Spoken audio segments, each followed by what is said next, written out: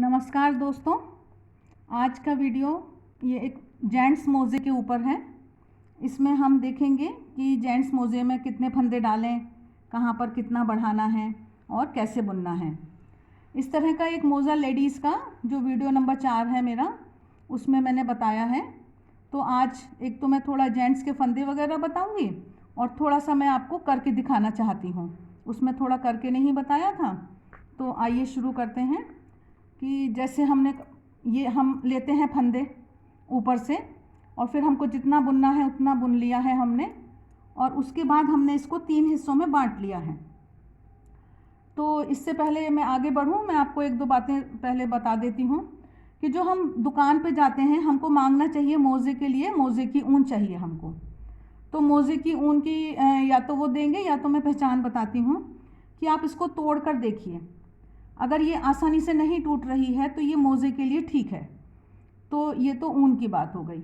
अब सिलाई की बात है, तो जैसी ऊन होती है उसके हिसाब से हमको सिलाई लगाना होता है। एक सिलाई का एक नंबर ऊपर नीचे हो जाता है। जैसे मैं कहती हूँ कि 10 नंबर से बॉर्डर बुनना है, 9 नंबर से मोज़ा बुनना है। तो अगर आपका हाथ टाइट है तो आप एक एक नंबर बढ़ा सकते हैं। अगर आपका हाथ लूज़ है तो आप एक एक नंबर घटा सकते हैं। तो अगर आप नहीं घटाएंगे तो फिर फंदों का हिसाब गड़बड़ हो जाएगा। अगर मानिए मैंने आपसे कहा कि 9 नंबर से बुनना है, 10 नंबर से बॉर्डर डालना है और आपका हाथ टाइट है तो आपका मोज़ा छोटा बनेगा, और अगर आपका हाथ ढीला है तो फिर आपका मोज़ा बड़ा बन जाएगा। तो ये थोड़ा सा ख्याल रखना पड़ता है, जो कि हम जब हम बुनाई करते हैं कुछ दिन तक, तो ये हमको समझ आ जाती है। फिर थोड़ा सा आप सोचिए, थोड़ा सा सोचने से ही सब समझ में आ जाता है। तो ये हम आए थे, ये यहाँ पर हमने इनको 3 हिस्सों में बांटा है और ये हमने यहाँ पर बुन लिया जीभ को। इसको मैं जीभ कहती हूँ। तो जीभ में हमने ये जो लाइनें, धारियाँ दिखाई देती हैं, ये 22 हैं। 22 विजिबल लाइंस हैं। इसको सीधा सीधा बुनिए तो भी ऐसे आ जाती हैं दोनों तरफ से अगर सीधा बुनते हैं, और अगर दोनों तरफ से उल्टा बुनते हैं तब भी ये ऐसी आ जाती है। जिसकी जैसी हैबिट होती है, आदत के अनुसार बुनते हैं। मेरा सीधा बुनने की आदत है तो मैं सीधा सीधा बुनते हुए आई हूँ। अब ये मुझको यहाँ पर ये 22 फंदे उठाने हैं। यहाँ पर जो ये मेरे 22 लाइनों के 22 फंदे होते हैं, तो इसको मैं एक नंबर कम, 2 नंबर कम, पतली सिलाई पर मैंने 10 नंबर पे उठाया है। तो ये एक साथ मैंने इनको उठा लिया है। जब ये एक साथ उठा लेते हैं तो इनको बुनने में सुविधा होती है। तो अभी मैं ये साधारण रूप में सीधा सीधा बुनते हुए ही ये मैं जा रही हूँ। तो अभी इधर से आधे फंदे जब हम उठाते हैं तो सीधा ही बुनेंगे, और जब अब लौट कर वापसी में आएंगे तो हम डिज़ाइन डाल देंगे। तो मैं तब तक पहुंचती हूँ वहाँ, थोड़ा सा टाइम लगेगा। तो आप लोग चैनल सब्सक्राइब कर लीजिए, जिससे कि आपको नोटिफिकेशन मिल जाए नए वीडियोस का। और अगर आपको ये पसंद आता है तो लाइक कर दीजिए, कमेंट कर दीजिए। अगर आपको पसंद आ रहे हैं, अपने मित्रों के साथ आप शेयर कर सकते हैं। तो ये मैं बुनते हुए यहाँ पर आई। जो मेरे 22 फंदे थे वो मैंने बुने हैं अभी। अब 22 फंदे बुनने के बाद यहाँ बीच में, यहाँ कॉर्नर में, यहाँ पर कॉर्नर में से हम एक फंदा उठाएंगे। वो वाली सिलाई को मैंने छोड़ दिया। अब इस वाली सिलाई से यहाँ से हम एक फंदा उठा लेंगे। उससे क्या होगा कि वो छेद नहीं बनेगा, छेद नहीं दिखाई देगा। तो ये मैंने एक फंदा उठाया, ये आप देख पा रहे होंगे। ये यहाँ से एक फंदा, ये वाला एक फंदा कोने पर से ये मैंने उठा लिया है एक फंदा। ये फंदा उठा के मैं इस सिलाई पे चढ़ा लूँगी और ये मैं अब इसको यहाँ से बुनते हुए आ जाऊँगी। ये जो भी जैसे भी बुनते हैं हम, इसमें ये अभी मेरी सीधा फ्रंट साइड है, सीधी साइड से मैं जा रही हूँ। तो इसको मैं सीधा बुनते हुए जा रही हूँ। बुनाई करने के लिए सबसे पहले तो ये ज़रूरी होता है कि हमको ये पता हो कि हमको किस सिलाई से बुनना है, और फिर हमको थोड़ा सा फंदों का आइडिया होना चाहिए। और आप किसी भी जैसे कि लेडीज़ का सॉक्स है तो आपको जेंट्स का बनाना है, तो आप थोड़े से अंदाज से थोड़े फंदे बढ़ा लीजिए।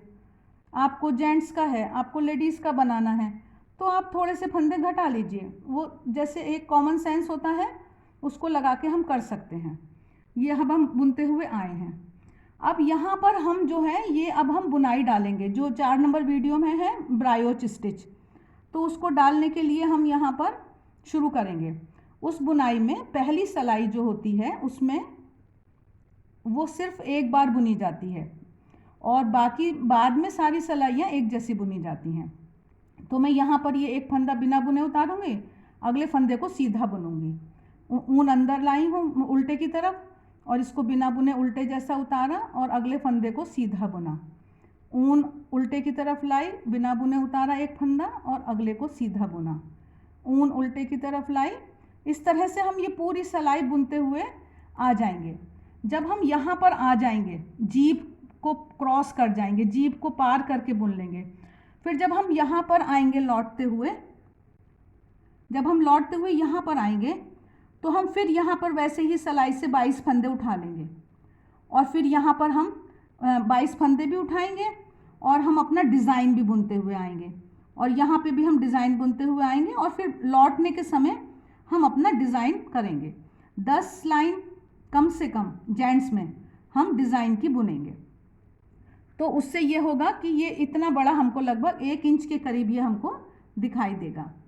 तो आप 10 कर सकते हैं, 12 कर सकते हैं, बस उससे ज़्यादा नहीं करना है। तो अब मैंने ऐसे मान लिया कि जैसे अब मैं यहाँ मुड़कर दिखाती हूँ कि ये वाला डिज़ाइन मुड़कर कैसे होता है। फिर तो जब हम मुड़कर आते हैं तो ये हम पहला फंदा उतार लेते हैं कि जैसे ये बिना बुना हुआ उल्टा उतार लिया और अगले ये 2 फंदे हैं,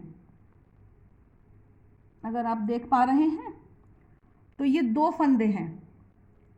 इन 2 फंदों को हमें एक साथ, ऊन हमारे उल्टे की तरफ है, जहाँ उल्टा होता है वहाँ की तरफ ऊन है हमारी, तो इसको हम 2 का जोड़ा एक साथ बुनेंगे। ऊन अंदर लाएंगे, एक फंदा बिना बुने हुए उल्टे की तरह उतारेंगे और ये हम इसको 2 का जोड़ा बुनेंगे। ऊन अंदर लाएंगे, इसको उतारा और ये हमने ऐसे बुन लिया। तो इस तरह से अब जैसे ये दूसरी वाली सिलाई बुनी है तो बाकी जो 10 सिलाई हैं वो इसी तरह बुनी जाएंगी कि हम एक फंदा बिना बुने हुए उतारेंगे और ऊन उल्टे की तरफ रहेगी और फिर अगले फंदे को हमें सीधे में 2 का जोड़ा करते हुए बुनना है। तो वहीं पर ऊन चढ़ जाती है सिलाई पर और वहीं घट जाती है। लेकिन अब ये तो हो गया हमारा, जो हमारा ये 1 इंच 1.25 इंच की हम बात कर रहे हैं, ये हमारा बन गया। जब इसके बाद हमें फिर ये सीधा सीधा ये बुनना है, ये जो लाइनें बुननी है, तो फिर हमें क्या करना है कि ये हम जो हमारा अकेला फंदा है इसको तो हमने सीधा बुन लिया, लेकिन जो ये 2 दिखाई दे रहे हैं, जो ये चढ़ा हुआ फंदा है, ये जो चढ़ा हुआ फंदा है, ये जो 2 फंदे हैं, इनको हम 2 का 1 ही बुनेंगे। तो ये हमारा एक फंदा सीधा हो गया और जो ये अगले 2 फंदे हैं ये हमें 2 का 1 ही बुनना है। तो जो हमारा जितने पहले हमारे फंदे होने चाहिए ये हमारे उतने फंदे हो जाएंगे, क्योंकि इस बुनाई में ये जैसे 50 फंदों के 75 फंदे हो जाते हैं। तो अगर हम हर फंदे को अलग कर देंगे तो हमारा ख़राब काम हो जाएगा, फिर तो मोज़ा बनेगा नहीं। इसलिए ये बात हमें बहुत ध्यान रखनी है। तो इस तरह से हम ये करते हुए उसके बाद यहाँ पर हमने ये 10 लाइनें दिखाई दे रही हैं, लाइनें।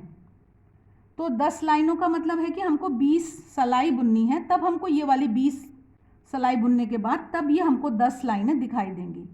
तो इस तरह से ये हमारा मोज़ा बन जाएगा और लास्ट में हम ये ऊन जितनी हमको यहाँ पर बचे हैं हमारे, इससे सिलाई कर देंगे और फिर जो हमारी ये बची हुई ऊन है इसको हम उतना ही काटेंगे और उससे सिलाई कर देंगे। जब हम ये कोई दूसरा कलर लगाते हैं तो हमें ये ख्याल रखना चाहिए कि यहाँ पर हम थोड़ा सा उसकी ऊन छोड़ दें दूसरे कलर की, और सिलाई करने के समय हम उसी ऊन से यहीं से यहीं इस कलर से सिलाई करेंगे।